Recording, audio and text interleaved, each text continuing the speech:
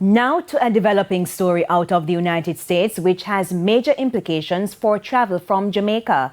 The Joe Biden-led administration will end COVID-19 vaccination requirements for international air travelers to that country on May 11.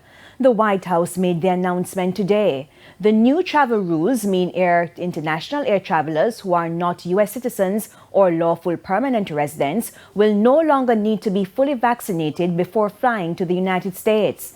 The requirement will also be dropped the same day the administration said it will end the public health emergency tied to the coronavirus pandemic. The administration is also ending vaccination requirement it put in place for international air travelers as part of its effort to curb the spread of new variants.